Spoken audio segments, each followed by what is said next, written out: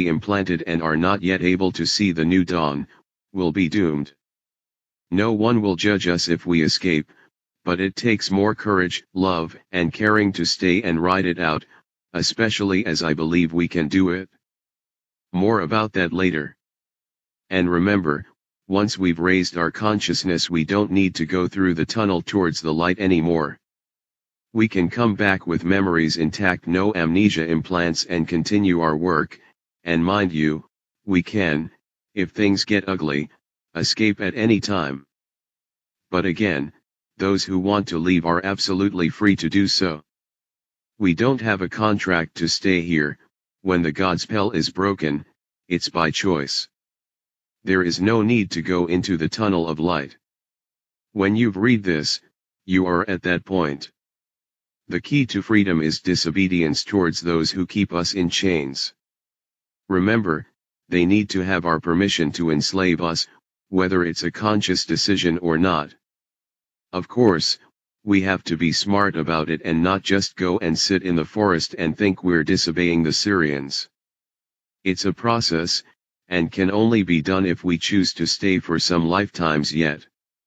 There are more things to be aware of as well, but we shall go into that later, in an upcoming paper. Also, when I say we must forgive those who suppress us, it must stir up some controversy. Why forgive those who have murdered and slaughtered? Well, we must forgive those who decide to repent, because this also means we forgive ourselves. We are all in this together, and to leave a long era of tumult and chaos while still holding grudges against somebody is not going to make us happy. By this I don't mean we should turn a blind eye to what they are doing in present time, quite the opposite. We help where our help is asked for and needed, but spend most of our time developing ourselves to be able to inspire and lift others up so we can reach for the stars together. Everybody has their own local universe inside of them, and we all create our own reality in conjunction with others who work in our realm of frequency. The Syrians who decide to proceed with these inhumane processes also create their own living hell and in the long run will eradicate themselves, something we will go into mechanics about as well in a later paper. Each being needs to work out their own inner conflicts, that's just how it works, and needs to be understood by the evolving human. Don't interfere too much with others' unhandled conflicts and grudge games, it will lead you nowhere beside towards eradication of self literally. Forgive where you can and move on. In the meantime, help those who need a push in the right direction, but don't interfere with their learning lessons. Like a certain native Indian said, a true warrior knows when to walk away. The Pleiadians lecture the following: because of the time locks that were put upon the portals here, and because the corridors of time are owned, those out in the cosmos are not able to find Earth. Its light of existence was erased. A different electromagnetic spectrum, a harmless one that does not register the kind of consciousness Earth has, was put here so that Earth could not be found. Earth was covered up, quarantined.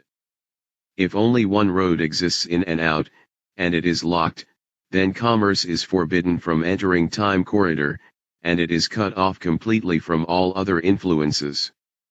16. The bottom line here is that the Syrian overlords owned the corridors of time from the moment they locked us into 3D. Earth became invisible for visitors in general, they simply couldn't find her. She was hidden in a frequency band not commonly used, and if someone was looking in that range, Earth was still cloaked and extremely hard to find unless you knew how.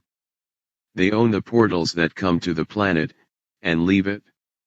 We are sitting in the middle of Peshmetan, one of the main galactic highways, and we're blocking it. And what is more, they use our energies to tighten and strengthen the grid. How? Due to that we vibrate on a locked-in frequency, and the more chaos and tumult, the tighter the grid, the less chance there is to penetrate it. Still, there are those pillars of light, which means the cloaking was never perfect, and never will be. The grid will never be repaired and made perfect. The Dark Lords couldn't do it in the past and they certainly can't do it now, Because it's too late. 7 billion people are vibrating in unison towards a higher consciousness. You can almost hear the musical pitch change upwards, like when you tune a guitar to a higher note. As a musician, in my mind I can hear it literally. Going backwards in time again for a moment, things changed drastically in the whole universe back in 1945 when we opened up the gateways to the universe and made our presence known in the most destructive way. We had learned how to split the atom and used that knowledge to nuke Hiroshima and Nagasaki, watching the mushroom clouds reach the sky. Some watched it with excitement, thinking it was a wonderful revenge for the attack on Pearl Harbor. America is great. In an instant, we told the universe where we are. That's when star beings from all over the universe rushed over here across the dimensions.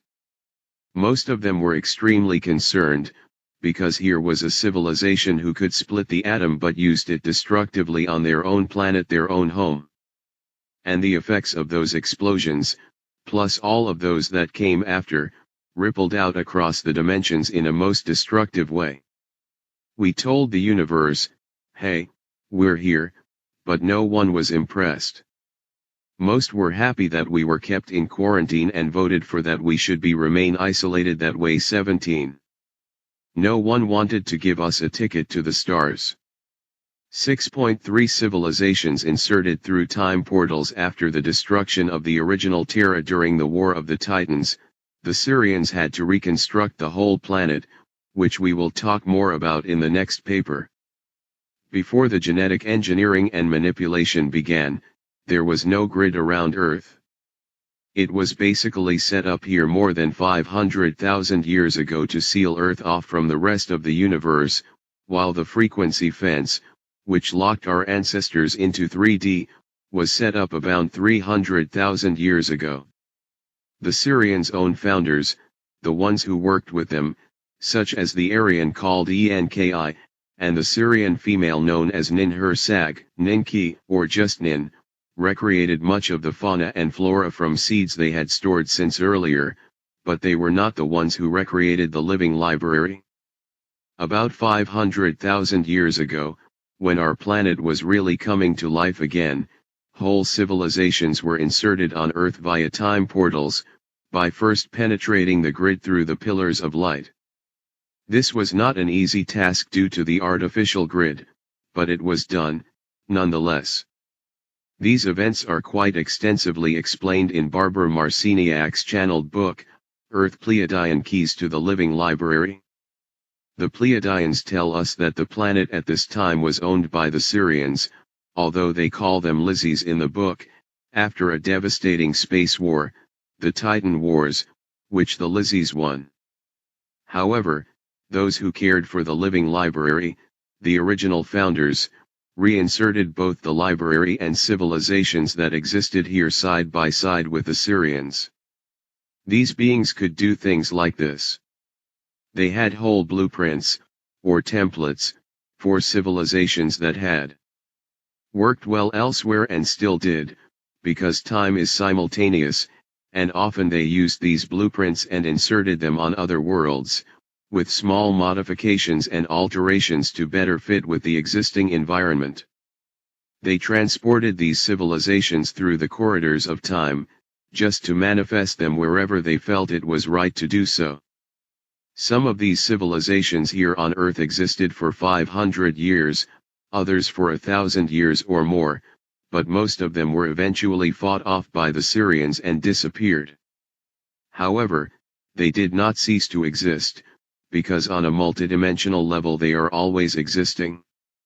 Sometimes, the founders inserted a new civilization on top of the old one, and archaeologists who find remnants of them today think they are totally separate from each other, although they may not be able to figure out where they came from, so suddenly there are a lot of missing links.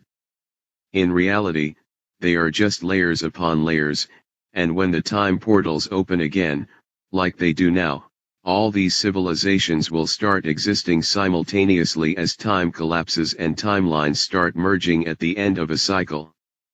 Clues to all these civilizations can be found all around the planet today, some above ground, others underground.